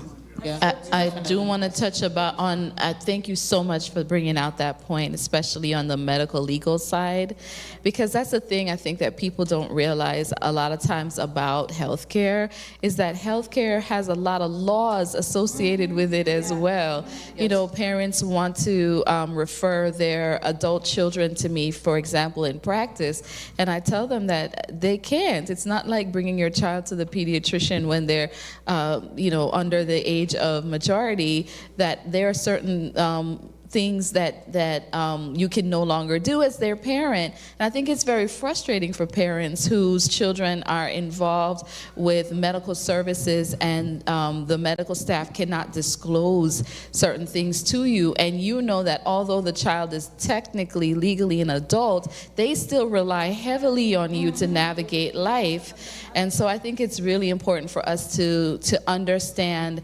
It sounds like a never-ending, exhausting, overwhelming journey, but it is important for us to understand the medical legal world also in order to provide the adequate supports that our adult children will need as well. And let me just say this quickly as a plug, even for persons who don't have disabilities, it's important for you also to do your healthcare proxy, your advance directives, to make sure you know who your durable power of attorney is. Do all of those things, because you never know. You are the one who may be caring for your adult child who has disabilities. What if something happens to you? What is in place for the well-being and the caretaking of your child? Don't put it off. Make sure that you have those discussions you need to have with your loved ones to put that system in place. It's always going to take a village, right? And it's going to take a praying village. So it's important to put those things in place and to think about the life cycle all the way, not only your child's, but yours as well. Okay, I thank you panelists for the program. My question is about this little friend here. I don't know if you guys see it. It's a phone, but for the kids, we give them a tablet. My concern is sometimes when I see, even me as a parent, when you want to sit down at the church, you want to go somewhere, you want to do something, you give the child a phone. You give them a tablet. Go watch your phone, go watch TV. How can we take this from the child? Because I read something in French, not in French language, the country. They said most of the child, they realize that have autism now. It's because during COVID, they didn't have nothing to do after school, they cannot go outside. What they do, they go on their phone, they go in their room, play, spend a lot of time inside, and now they're trying to develop some disability, some behavior. And we are seeing that in the kids too. When we take the phone from them, take the tablet, when we try to take them away, they try to develop some behavior we don't want to. So how can we help this thing too? I'm very glad that you brought that up. And in fact, last year I did a whole research project on screen time and our children. And we knew that when everything shut down during COVID, that one of the biggest problems we was going to have is that our children are going to have too much screen time. They had too much screen time before COVID. And what screen time does is that it really affects how your brain develops. It really affects the neurochemistry of your own body. So one of the things that we found in research is that it boosts up your dopamine levels, and your dopamine is one of those feel-good drugs. Well, if it's overly building up dopamine in your body, in your nervous system, it makes it that much harder to get those gates open when that screen is not in front of you. So when that child have a book in front of them, or they face-to-face talking to someone, it makes it really difficult for them to do that. So screen time has been a problem way before the pandemic, and it's a bigger problem now. So what I usually recommend to parents is that you have to keep your child busy, because even we get addicted to the screen. But we have a mature nervous system, right? Our children have developing nervous systems. So we have to be very careful how much screen time to give them. And in fact, if you do your research with the American Pediatric Association, they would tell you a child shouldn't have, depending on their age, a child under the age of 2, shouldn't have any screen time at all. At all. Not TV, no screen on their cell phone and iPad, none at all. And as they get older, they recommend 1 hour or 2 hours. But it's never 5, 6, 7, 8 hours straight. All day. So we as the adults, we have to set the tone, right? We don't have money for, extracurricular activities. We have it outdoors. We have a playground. We have a museum. We have a library. So we have to keep our young minds busy and get the screen away from them. There's a lot of pros and cons with that one. Yes. Because, the iPad saved me so much stress. It's like I get both ways. Yes. And it's like you need to balance, you need to find what structure works for you. What is your child doing on the laptop or the iPad? Because YouTube has a lot of crazy stuff. You want to monitor what is being done, what games is he playing. And there are a lot of good games out there that he's learning. My son learned his shapes, his planets, his letters, his pronunciations, his sight words up to stage 5 from the iPad. And I was just like, I'm not taking this away. This kid is talking more, you mind. But then if I map the time that he was on the iPad and things that I was able to get done without having to worry about what he was doing, it kind of did help my other kids get less stressed. And now I just monitor it differently. So it's like, what I noticed was my son did try to have a tantrum whenever it was like, all right, it's time to go. So what I did was, he's very, very into routine. A lot of kids on the spectrum like routine. So as parents, we need to now set up routines that we don't like just to be on their page. I can't even drive a certain way without him getting into a little tantrum in the car. I set a timer. He believes in timers. We time when we cook things, we like stuff. So now I just tell him, you're gonna go on the tablet and let's start the timer. He'll set the timer himself. When that thing rings, he's going to know it's that time, oh man. But he's making the decision because he's respecting the time. But he's also, and I was proud, he stopped the timer and kept playing. And I'm like, wait a minute. This not making sense. And I'm like, so of course, I got him for that. But I was actually proud that he took the time to do that. Because that took a different level of thinking to trick me into changing the time and going back to the game. And I'm always I'm proud when he's doing things that are sideways and kind of, deceiving, just because I can see the brain working in a different way. So I'm always proud, and then I gotta still be dad. Stop doing that.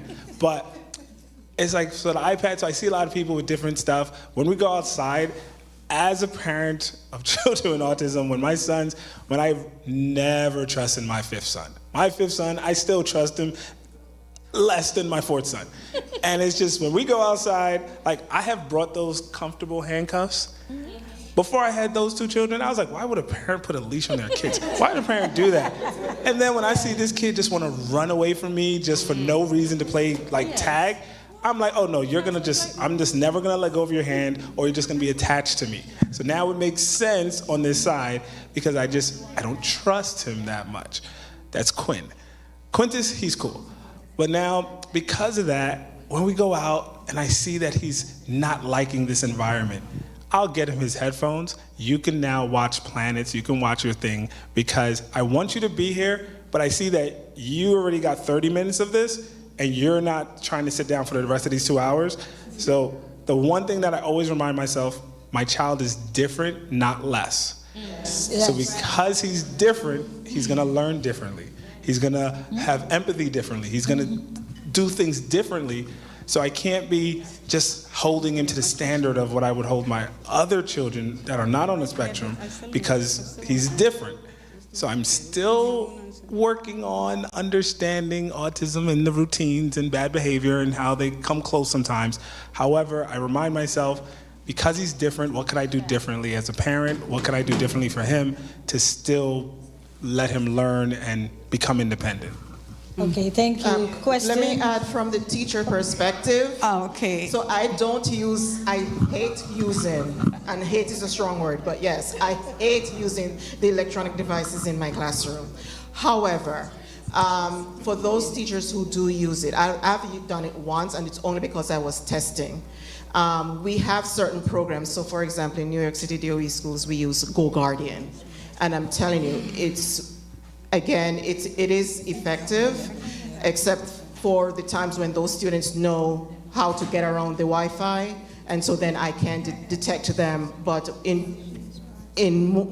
most times, more than ever, we will be able to see what other websites that they're going. So you're teaching something, like I had one student who literally cursed me out, because I'm up there teaching, and I'm like, okay, I know I'm teaching math, and I know how much I love it. But it's not that fun for you to be sitting back there and she's there typing away. So when I went back there, because I had given her permission to catch up on some work that she had missed on. And when I went back there, it seemed as if she was on Instagram or something. And I took away the computer, and it was a big thing. Mother had to get him. She ended up getting suspended. But I say that to say, we have to figure out, as you said, there has to be a balance in some shape or form. Because for my school, for my classroom, I don't have all the resources to work with my students, but I can utilize the visual manipulatives on the computer to help to deliver the content that I need for them to understand. So we have to just figure out what that balance is going to be and how to use it effectively. Okay, thank you. I know you had a question. I'm going to just say this real quick, coming from an ABA therapist, and then you can go ahead. When it comes to screen time, for instance, I see a child, a certain amount of days a week, certain hours a week. He is, for lack of a better phrase, addicted to his tablet. He's also very young. When it comes from a therapist to a parent, you have to be on the same page. So I sat down with the parent, and I'm like, I understand. I'm going to use the name Aiden. That's not his name. That's my name for the day. I understand that Aiden loves his tablet. I understand when Aiden has his tablet, you get relief to deal with your other children. However, I cannot get Aiden to focus in session because he is screaming for the iPad. And we need to come to some type of agreement. We need to come to some type of schedule. And I understand if you are outside with Aiden and your other children, as Brother Mesden said, and Aiden is now overstimulated, Aiden's social battery has now run out, Aiden cannot do this anymore. Okay, we'll give Aiden his tablet and his head, right? You know what day I'm coming. So on that day, after Aiden gets home from school, do not give him that iPad. I'm going to be there soon, so we'll work on this schedule. When I'm coming, he doesn't get it, because it's difficult for me to now take it from him to do work. Because for the amount of time that I'm there for that session, Aiden will be...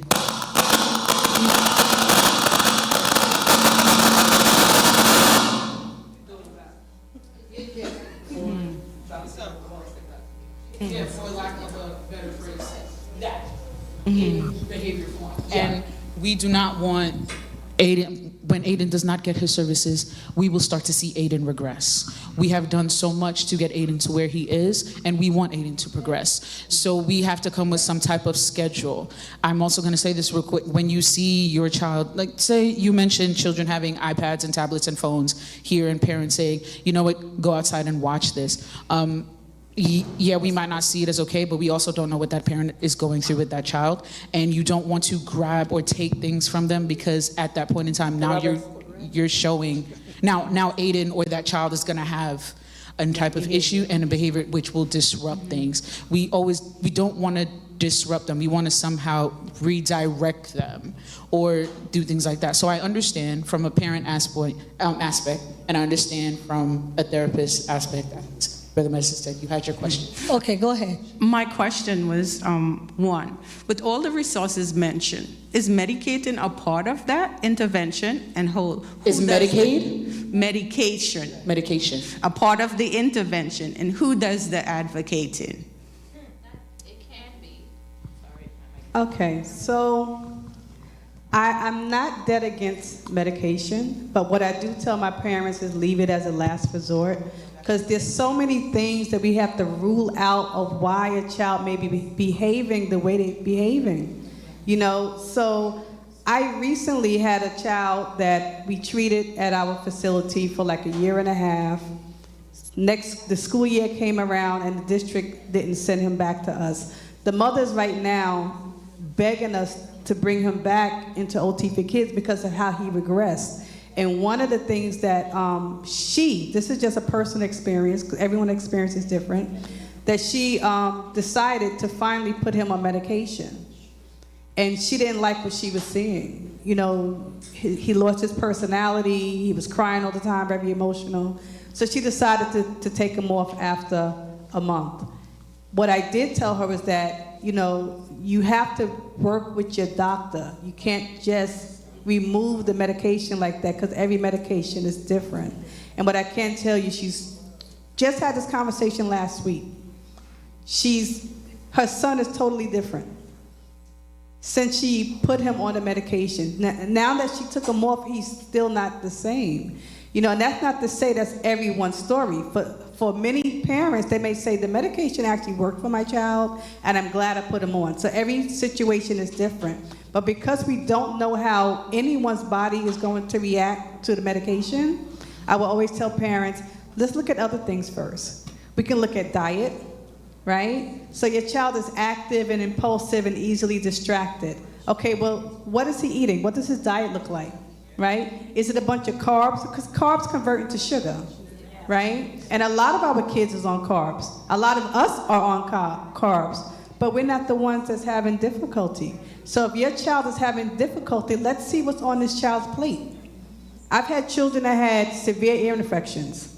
I had children that had fluid in their ears. I had children that have all types of allergies, but we're expecting them to sit still and focus and not be distracted, but we're not looking at what are all these other things that could be affecting behavior before we decide to turn to medication.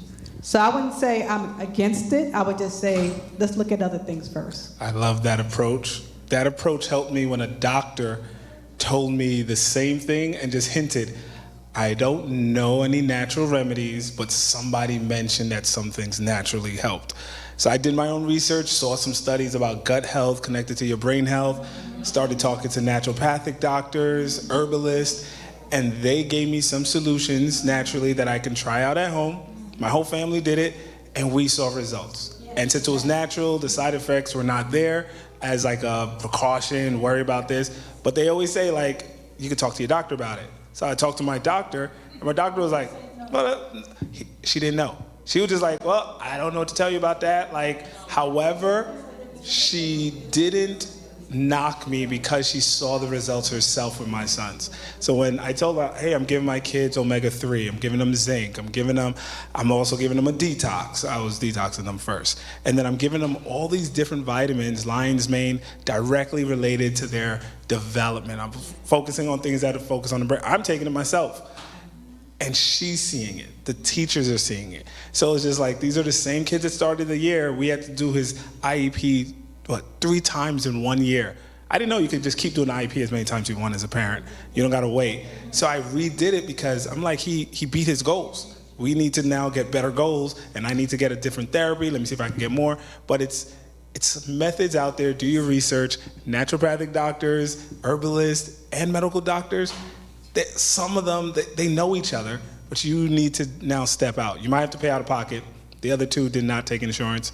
However, they will give you a lot of tools and solutions that you could do research on to see what symptom you need. I always, to make it cheaper, I would say, find out what you're looking for as direct what your son or daughter is going through, and then go to those consultations with that information, and they could help you and show you studies of things that work. What role does technology play in supporting individuals with disabilities? What role does technology play in supporting individuals with disabilities? AAC devices, assistive technology. So have you ever met, Jace, I'm asking you this question, since you asked me the question. Have you ever met a child that had a hard time answering a question or not being able to speak? You know about Stephen Hawking, right? The really brilliant guy that could not speak over time. No? Okay, so I'll tell you how it works. So there are individuals, there are children like yourself that have a hard time with spoken language. And what they do is they go see a specialist, they go see a doctor, they do all of these scans, and there are times when the doctor prescribes them an augmented speech device, right? It looks like a tablet or an iPad. What happens is there are pictures that are programmed that looks like everything in his regular life. So like his bicycle, a spoon, an apple, things like that. The cell phone, the bathroom, underpants, shoes, jackets, all of that. And what that little buddy gets to do is he turns on his iPad, and if he wants to say, I want a cookie, or mommy, I need the bathroom, he'll go in and he'll tap every picture that corresponds to what he likes, right? And then he'll hit play, and then it'll give the whole sentence. Now, there are times when that little buddy is able to repeat the sentences, and sometimes he's not. But that is a way that technology helps people with disabilities. That technology now becomes his talker. It speaks for him because it tells it what to say, right? That's just one example. I think there are examples for OT and. Oh, I thought you gave an excellent explanation. I gave that to Mike.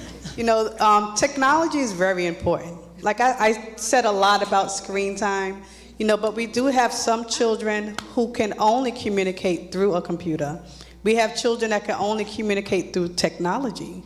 There are children who may not be able to walk, may not be able to talk, may not be able to sit up or stand, but they can communicate with us with an electronic device. There's one fascinating electronic device that a little girl used where she have to look at the letters to spell the letters on the screen, and that's how she would communicate. So for many years, no one knew that this girl how smart she was, because she wasn't able to communicate. She didn't have the motor skills, and who knew she had a personality? Who knew that she was funny? She can give jokes on this device. So technology is extremely important, not just for OT, but for speech and, you know, other disciplines. So it's a very good question. Yeah, added to that, in the classroom, I had one student who was deaf, so every morning he would come to the office, pick up his device, and so he had to place it. Most times we had him place it on the teacher's table so that we could talk to it so that he could hear through his hearing aid. The other thing is one of the accommodations that sometimes that some students get on their IEP is test read by either an individual or a human person. Just recently, we administered the PSAT and SATs. I'm in charge of that. You know, one of the things that you should know that even though through the school system, you have an IEP, when I send that to College Board might not necessarily agree with everything. So for those portions of the IEP that they agree with, yes, we provided for testing time. And recently what College Board has been doing is, so we don't now have to read, we no more have to read to the students ourselves. They send me an MP3 that I have to download on a computer, and then, you know, I test it out first before the student tests, and then that device will read to the student, because some students it's not that they necessarily they can't read, because sometimes it's so much words that it seems jumbled and they get confused. But if someone reads it to them, then they can gain a better understanding and will be able to answer the question. Okay, thank you, Colette. Yes, I want to find out something. We talk a lot about the children and their special need, but what I realized that there are a lot of special need adults in the church that do not know that they have special need, and they have children with special need. So, and a lot of us adults are not very technical with the online system and so forth. So what if we see somebody in the church who is special, acting strange? Are there helplines, doctors, that we can call, we older folks, that say, you know, this sister, brother is not acting so, that we can call to get help? That almost sounds like a fight. Like, I'm just, like, if somebody came to me and said, hey, I told a doctor to call you because I feel like you're weird, like... No, what I'm saying is not I'm saying the persons are weird, but, you know, a lot of us are even special and don't know. Say, for instance, somebody come in the church and they have to sit at a certain spot each week. And if somebody's in the spot sitting, they are confused and they wander away, or they might go home because somebody is sitting there, and or they might not talk to anybody. They're antisocial, and we come here every week and we look at them and we say, that person is strange, and all of that. And so I want to know, what can we do to help these people that needs help? So before you guys leave, I would love to know if we can get some helpline numbers and which department in the church will be able to assist in these special needs. Okay. You can go ahead and then Well, before we even call on the outside, we've got to deal with the inside. Thank you. And that is why we have this forum right now. Because if we're educated and know the symptoms, we can deal with it inside here. So if we see Johnny and we know that Johnny routinely sits at this seat, then because we are educated, we will accommodate Johnny and his different behaviors. And there is a difference between mental health or illness. Right, so if we have somebody that we think is mentally ill, that's when we would definitely go outside and seek help. So I would say I really admire what I'm seeing here in this church, where we're educating each other so that we can deal in-house what is happening. Okay, I definitely agree with Ms. Hillary. So I also go to Community Worship Center. It was live streamed, so I can talk about the situation. You have to understand, mental health is different, right? So there was one day, singing, about to do the prayer song, and because I've been doing this for quite some time, I'm looking out and I notice, okay, somebody's not really happy, and I'm hearing I'm hearing I'm hearing crisis happening, right? And I'm looking to see what people are gonna do, because if I need to walk off the stage and go do what I need to do, then I'll do it, right? We have a lot of people in multiple churches who are social workers and mental health counselors and deal with these things. We need to be educated on those as well, because that situation didn't end in a great way. It was okay, but it could have been handled way better if people had the training or had the conversation that we're having now, where I literally had to walk off the stage and go down during prayer and tell deacons and other people, do not touch her. She's having a crisis. You touch her, she can spit. Like, there's a different way to handle different situations. You have to be observant, and you have to have some type of knowledge, education, and or training to deal with them. I also agree with Sister, don't just automatically call out. There are always people that have this training to deal with it. Myself and 2 other people had to go back there, handle it calm her down, and all they had to do was speak to her. That's what we've been, like, communication is key. If we figured out why she was having this crisis before yelling and trying to get her off premises, then it wouldn't have escalated to what it escalated to. There is in churches, and I'm not just going to speak on Seventh-day Adventists, but in a lot of communities, cultural, religious, we don't know how to handle these things. Right. And not that you can't pray everything. You can't pray everything away. You just don't. There's situations where you're just like, oh no, we have to call authorities. But it doesn't always have to. They don't have empathy. It doesn't always have to get there. We have to understand we're human. There is a reason why this person is acting the way they are at this moment. Let's figure it out. We have to understand roughhousing people is not always the way to do it either. Doing this, calm down, is not the way to handle it either. Because all I did was have a conversation. Hey, sweetheart, what's going on? And she literally, in the middle of it, stopped, looked at me, and I said, yeah, I want to talk to you. Talk to me. What's going on? And she stopped, and she looked at me. She told me exactly what she wanted. I'm like, okay, let's go get it. And they're looking at me like, how did you do that? And I'm like, communication, it's key. And yes, there are instances where you have to make some phone calls, where you have to do these things, but it's with the knowledge, with the training, with having empathy, with understanding, because not everyone expresses themselves the same. Not everyone knows how to express themselves in the correct way. So that's what I'm gonna say to that. Yes, I just want to add. Yeah, go ahead. I'm sorry. I don't want it to fly out of my head, so that's why I interrupt.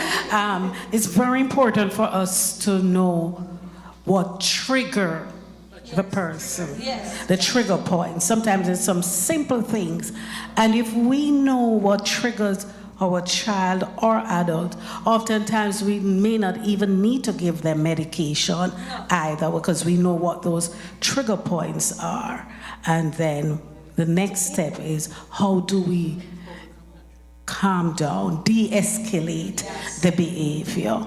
So, as I said before, we are at a good spot now where we're educating, and we're going to move on to the next level, maybe the trigger, identifying triggers and de-escalating Yes, behaviors. Go ahead, Abby.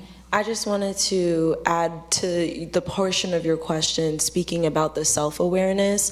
I think this is a great start, because we're talking a lot about the stigmata, we're talking a lot about the symptomology and how it can show up in an individual. And there may be somebody in the room sitting back and thinking to themselves, oh, I actually do struggle with eye contact, or I actually do have some sort of struggle in social situations, or some other symptom that we have described here.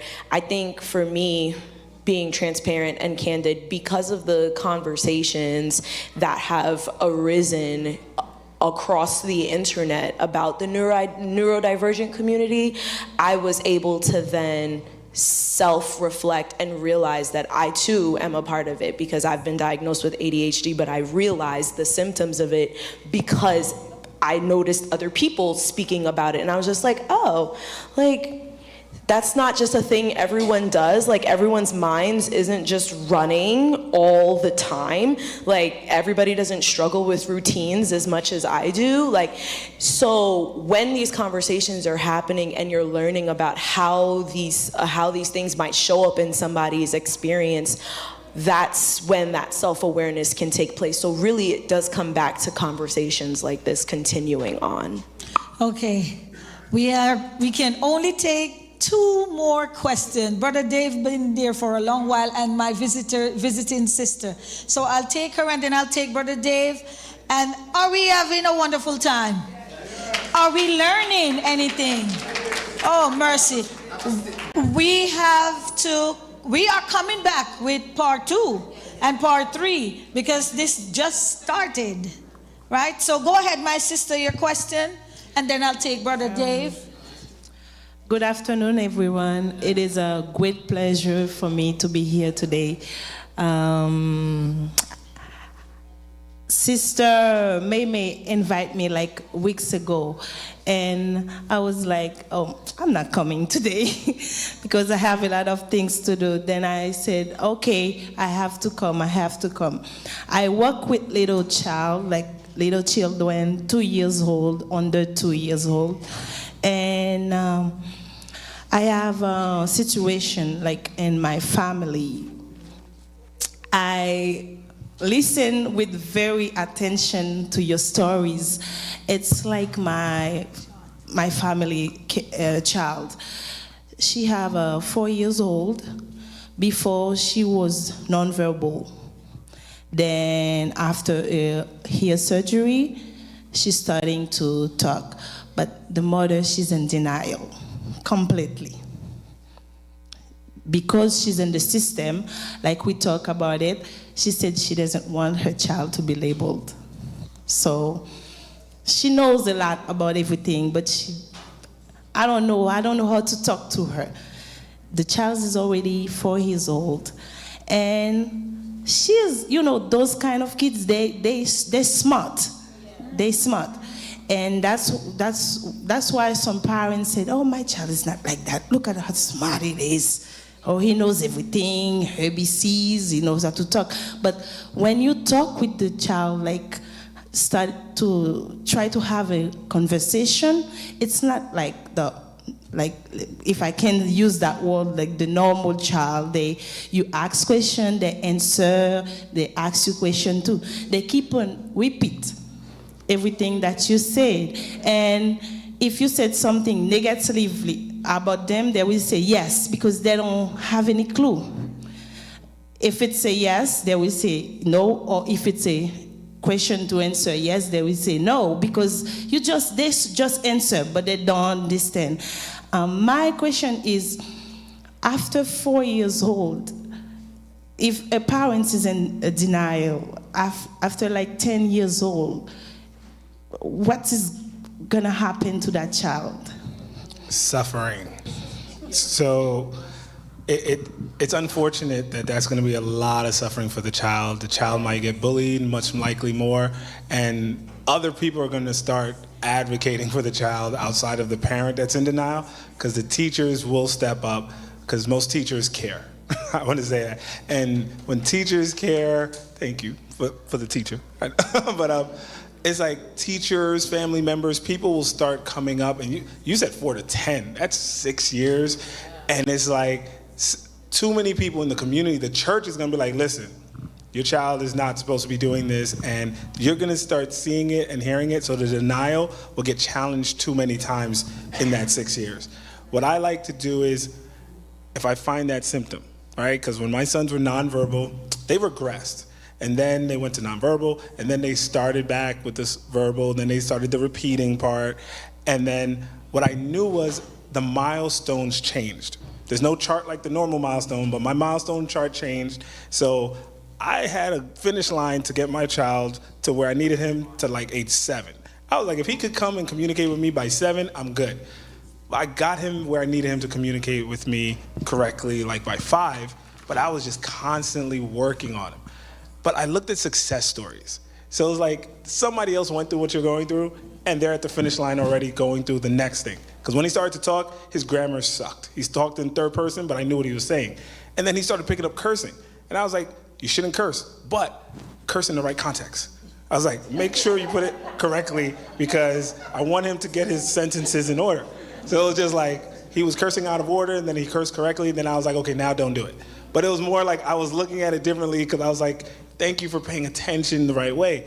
But it was like, success stories of other families are like the best thing. And I'm always looking at somebody who's older than my son, who male or female, it doesn't matter, but like, did you go through this? You were nonverbal, and now you're not. What worked? And when did it work? Oh, 7? Okay, let me just change my finish line. But it helped me knowing that I needed help, but the help was gonna help me get to a better result. So if you say somebody has denial, they're not seeing, they're thinking, they know what they see, but they're in denial, got it. They don't see the success. If they see enough success, something's gonna be like, listen, somebody's just doing these therapies and going through this and they got this result, I could get my daughter or my son this result by going through this, they'll do it. I would just, in the nicest way, empathetic and loving way, share them success stories aligned with what they're going through, and then let one of those catch. That's what I would do personally. Also, you said the child is 4 years old. The child is in daycare. The daycare can put in for the evaluation of that child without the parents' consent, and the parents have to do it. If the parents does not comply with that, then they're bringing on ACS on themselves. Last question, brother. Sorry, let me just add to that. Like you said, teachers are going to advocate. One of the things that I would recommend is you start documenting things.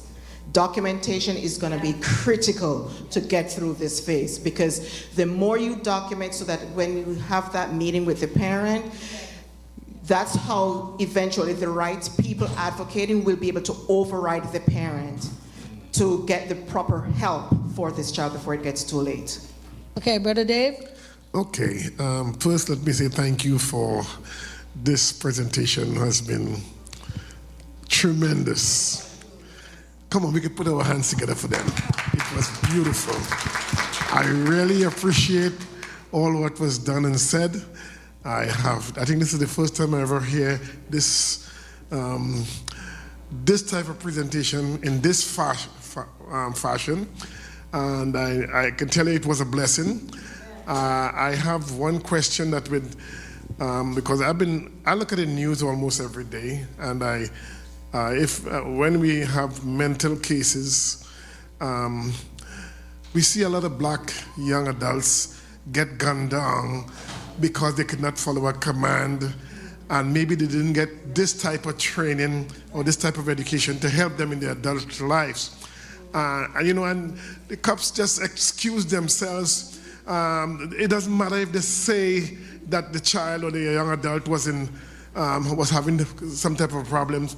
And that really bothered me, because the case has been mostly for black kids, and young adults.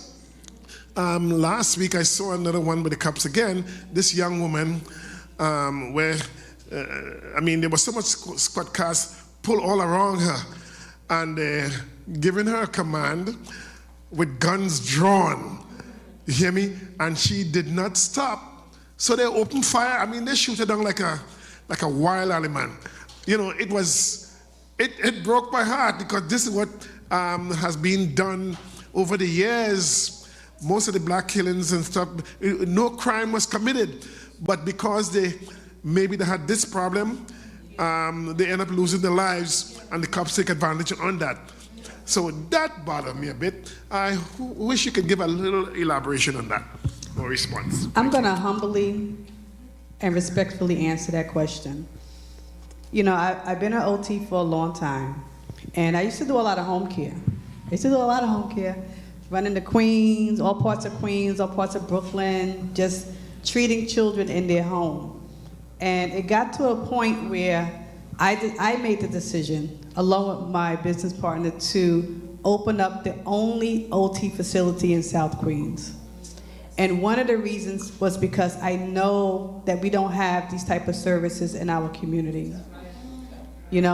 So one of my goals was, I want to start treating these kids as young as possible. Early intervention is really the key. Yes. You have an impulsive 1-year-old, you have an impulsive 2-year-old, you have an impulsive 15-year-old, and it's a big difference, right?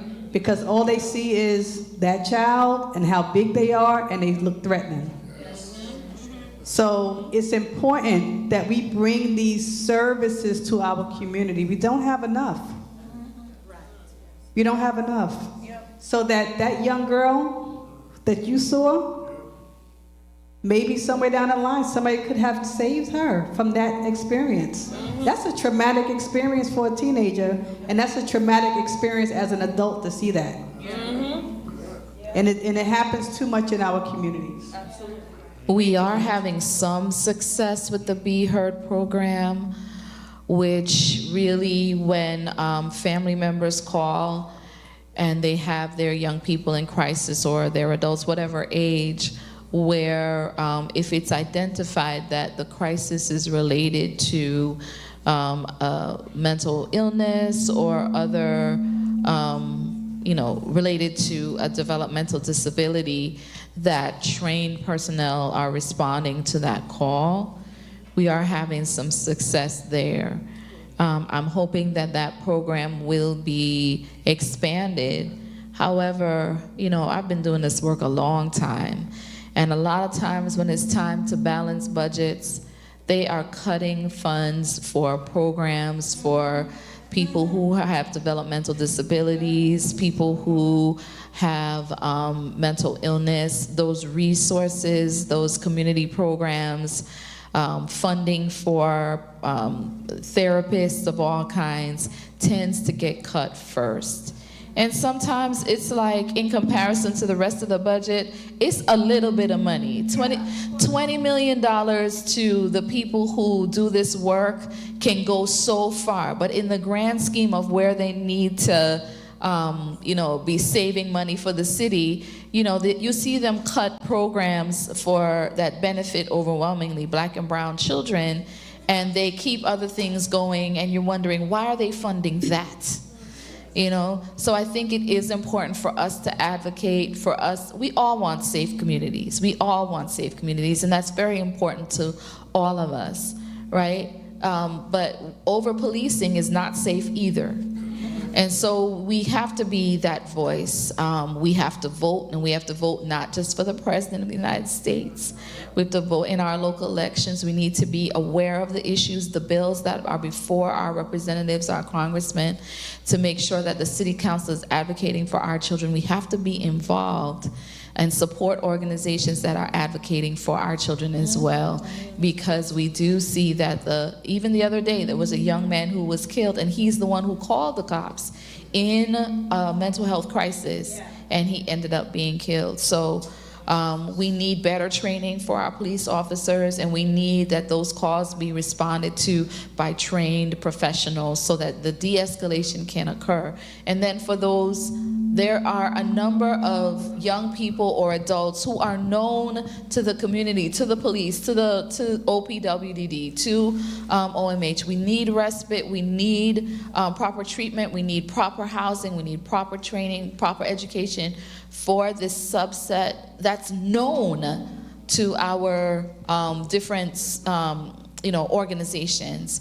We need that help as well. And so I definitely encourage each and every one of us to be an advocate, to make sure that we support families who are living with adults who continue to have these crises or may have behaviors that need help and support, so that our young people can be less vulnerable to these acts of violence when they're actually trying to seek help.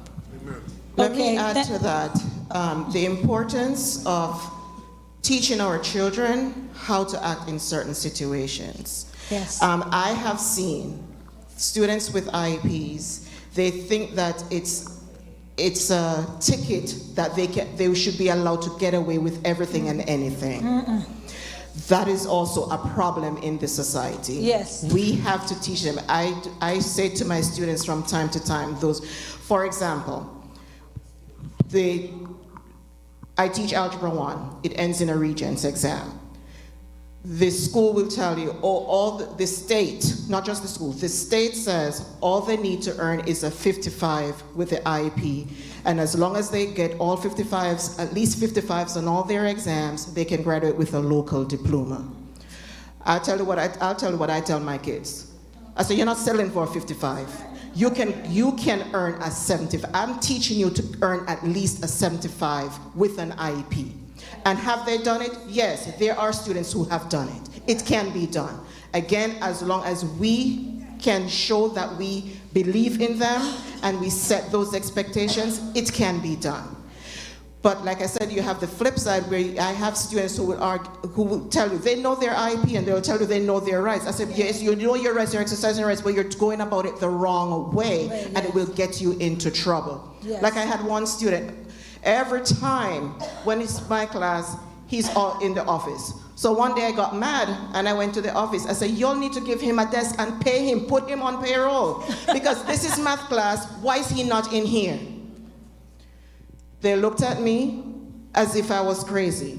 I said, no, then they're gonna tell me, call the parent. I said, what am I calling the parent for when you're the one who held him in here? You call the parent. Yeah.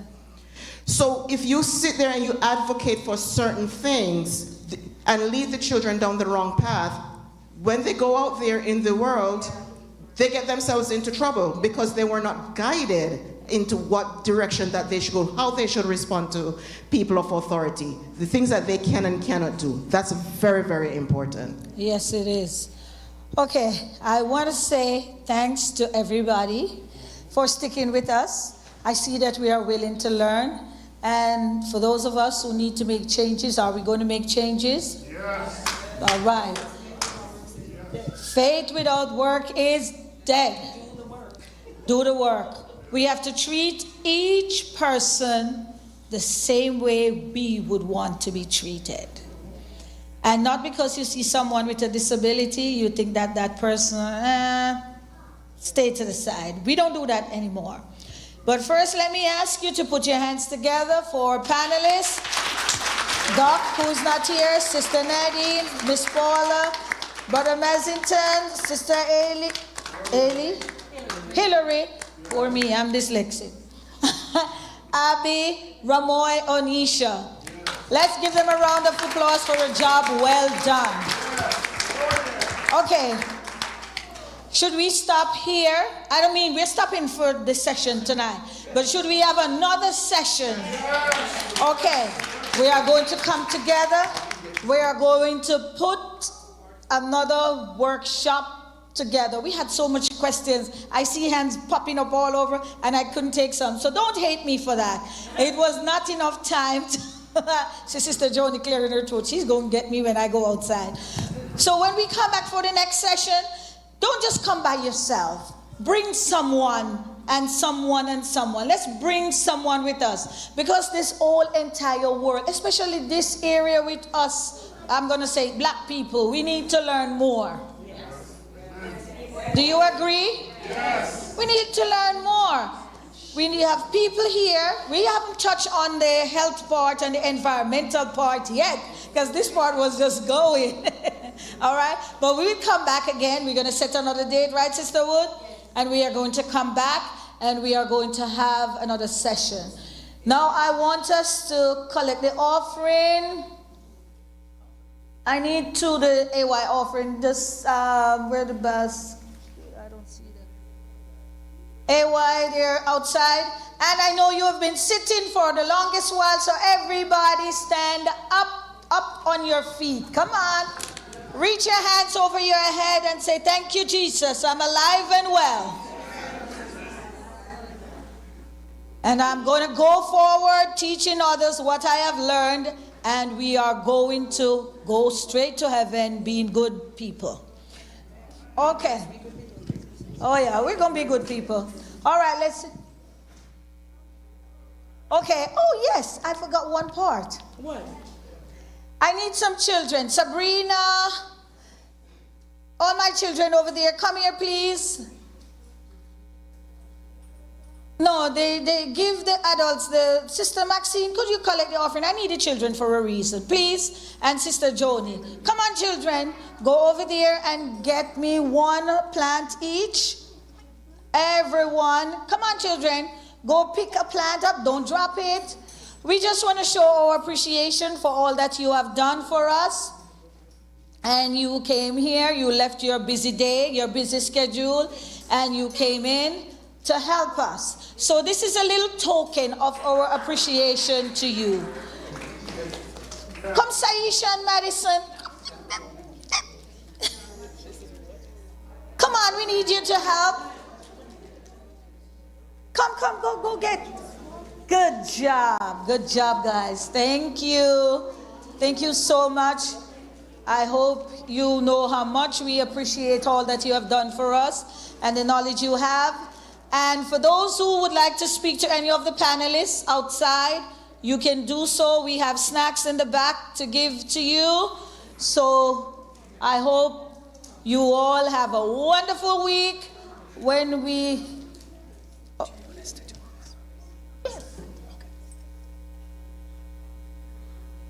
okay.